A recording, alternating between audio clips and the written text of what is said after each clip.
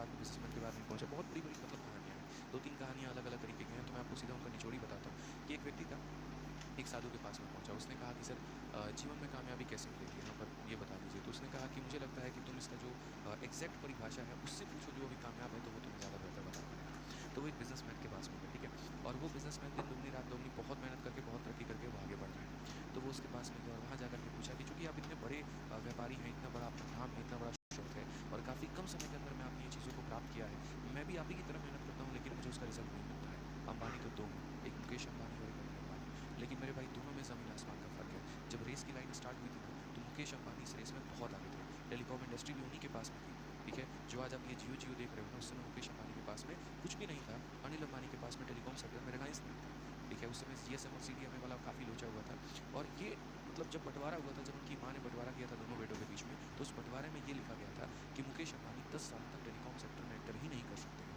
वो बंदा मेरे भाई अपना ऑयल सेक्टर में काम करता रहा, और उसके बाद में उन्हें पता था आने वाले समय में लोग मोबाइल के लिए कितने दीवाने हो जाएंगे, हॉट स्टार मैच देखने और सारी चीज़ों के लिए उनका दीवानापन कितना होगा। उस ज़रूरत को समझते हुए उन्होंने मेरे भाई जो है जियो का यहाँ पर विस्तार किया। और आज आप देखो कि जियो अपने आप में लेवल में कहाँ पर है। एक मुकेश अंबानी किस लेवल पर पहुंच चुके हैं, और एक उनके भाई अपने अनिल अंबानी एक अपार्टमेंट में लेकर के कमरा लेकर के रहते हैं, ठीक है। तो इंसान में अब ये फ़र्क कहाँ से आया, कैसे फ़र्क आया मेरे भाई? काफ़ी सारी छोटी छोटी चीज़ों की वजह से, आपके अपने डिसीजंस की वजह से, ठीक है, आपके अपने थॉट प्रोसेस की वजह से। तो जैसे मैंने कहा ना कि वो व्यक्ति जब उस बिजनेसमैन के पास पहुंचा और पूछा उसने कि सर क्या ऐसा तरीका है जिससे मैं भी आपकी तरह कामयाब बन सकता हूँ, उसने सिंपल सी बात कहा कि तुम अपने जीवन में 100 काम करते हो, लेकिन कभी भी तुम एक काम को पूरा नहीं करते, और जिन्हें पूरा भी करते हो उसे तय समय के बाद में करते हो। एग्जाम्पल, मैं आप लोगों के लिए मैराथन आपके सीजन के पेपर के बाद में करूँगा, आप देखोगे नहीं देखोगे, ठीक है। चलो मैं शुरू करता हूँ काफ़ी पहले कि मैं आपके पेपर के 20 दिन के बाद खत्म करता हूँ, आप देखोगे कभी नहीं देखोगे। यानी कभी भी इंसान कोई भी कार्य की शुरुआत अगर करता है तो उसका एक डेडलाइन उसको बना लेना चाहिए कि इस तारीख तक मुझे ये काम खत्म करना है।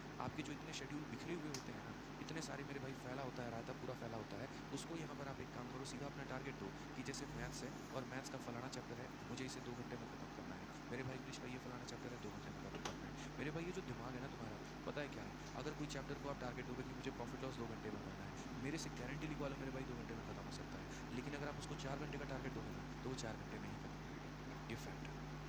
अब ये मतलब नहीं कि हम 20 मिनट का टारगेट देते हैं और बोला यार 20 मिनट का टारगेट दिए थे, 20 मिनट में खत्म हो जाना चाहिए। मैं जो आपसे कहना चाह रहा हूँ ये कि एक बिना मतलब किसी मंजिल को देखते हुए चलना है और एक मंजिल को देख करके चलना है, दोनों बड़ा फर्क है। अगर मन में सोच लिया कि केदारनाथ के दर्शन करने हैं, लंगड़ते गिरते संभलते वहां पर पहुंच जाओगे, लेकिन अगर तुम्हारे मंजिल का तुम्हें पता ही नहीं है कि जाना कहाँ है, तुम वहां कभी नहीं पहुंच पाओगे। जब तक आपका एक डेडलाइन नहीं है, आपकी चीज़ें कभी पूरा नहीं होती।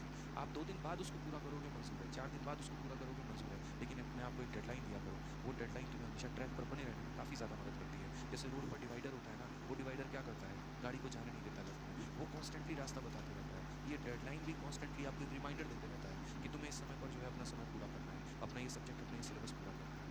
ये जो 60 दिन की स्ट्रेटजी की वीडियो जो मैं लेकर के आऊँगा कल सुबह 9 बजे मेरे भाई, ठीक है, उसके अंदर मैं इतनी खतरनाक खतरनाक बातें बताऊंगा मैं आपको, इतनी मतलब मुझे 1 महीना पूरा लग गया उस वीडियो को बनाने में।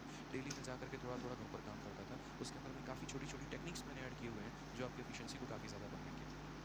कंसिस्टेंसी को लेकर के बच्चों का काफ़ी सवाल रहता है कि सर यहाँ पर जो है मैं 2 घंटे पढ़ता हूँ, 3 घंटे पढ़ता हूँ और मैं कंसिस्टेंट नहीं रहता, मैं कंसिस्टेंट कैसे रहूँ? मेरे भाई आप एक बात बताओ, आपको रील देखने के लिए कोई बोलता है, जैसे इंडिया पाकिस्तान का भी मैच हो रहा है, इंडिया पाकिस्तान का मैच में क्या कोई आपको मोटिवेशन चाहिए? एक बात बताओ कि नहीं नहीं यार 2 ओवर हो गए, अब मेरा मन नहीं है देखने का, सर मुझे मोटिवेट करो मैच देखने के लिए।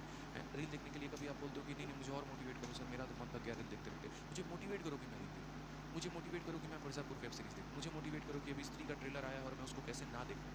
जब उन चीज़ों के लिए आपको मोटिवेशन नहीं चाहिए होता, तो क्लास के लिए देखने के लिए क्यों मोटिवेशन चाहिए होता है? वास्तविकता बताऊं इंसान की क्या है, एक लाइन में बोलूंगा लेकिन बड़ी खतरनाक लाइन बोलूंगा, समझना मेरी बात को। मोती की जो माला होती है ना, वो 108 मोतियों की माला होती है, और अगर किसी को बोल दो ना उसको फेरने को, तो 108 मोती की माला फेरने में उसको बड़ा कष्ट होता है, उसको मन बड़ा मन इतना मन उसका भारी हो जाएगा पूछो मत। और नोटों का बंडल अगर दे दो ना, तो मेरे भाई तब कष्ट नहीं होता। माता फेरने में जो माला होती है ना, माला फेरने में मेरे भाई आपको मन भारी हो जाता है, लेकिन नोट का जो है काउंटिंग करने में मन भारी नहीं होता है।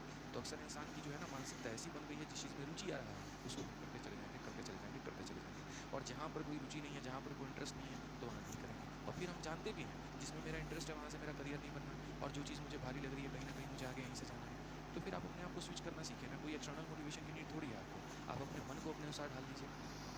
मान लीजिए मुझे फिल्म स्टार बनना था, इंडस्ट्री में जाना था, या कुछ भी करना था, तो आप ये मान करके चलो तय कर लो, सीजन निकाल लेते हैं, अच्छे खासे पैसे कमा लेते हैं, उसके बाद में उसमें भी आजमाइश कर लेंगे, ठीक है। क्योंकि जो आपके साधन है वो तो अभी हाल फिलहाल आप स्टार नहीं बना सकते, तो नहीं बना सकते तो जो तुम्हारे पास में साधन है उसको एक्सेप्ट करो और उसके साथ में मेरे भाई बढ़ना और आगे बढ़ना बस इतना है, डेडलाइन दो, एक समर्पित करो अपने आप को उस डेडलाइन के आगे और मेहनत करना शुरू करो। और कंसिस्टेंसी का सिर्फ एक ही बात बताऊंगा, तुम्हारा विजन मेरे भाई क्लियर है, तुम हमेशा कंसिस्टेंट रहोगे। और अगर विजन क्लियर नहीं है तो कंसिस्टेंसी दूर दूर तक नहीं मिलेगी। मन की इतनी शक्ति है ना, इतनी शक्ति है, आप ये मान करके चलो एक छोटा सा बीज पत्थर को फाड़ करके निकल जाता है। सोचो, छोटा सा बीज मेरे भाई, उसको अगर अंकुरित होना है ना, उसको बाहर आना ना, पत्थर को छेद के निकल जाएगा। ठीक है, पत्थर जहाँ पर कोई मिट्टी कोई पानी का सोर्स नहीं है, वहाँ बड़े बड़े पेड़ निकल जाते हैं। तो जिसको कहते हैं ना, जहाँ चाह है वहाँ राह है, ठान लिया तो करके दिखाओगे। तो ठानना पड़ेगा थोड़ा सा आपको अपने अंदर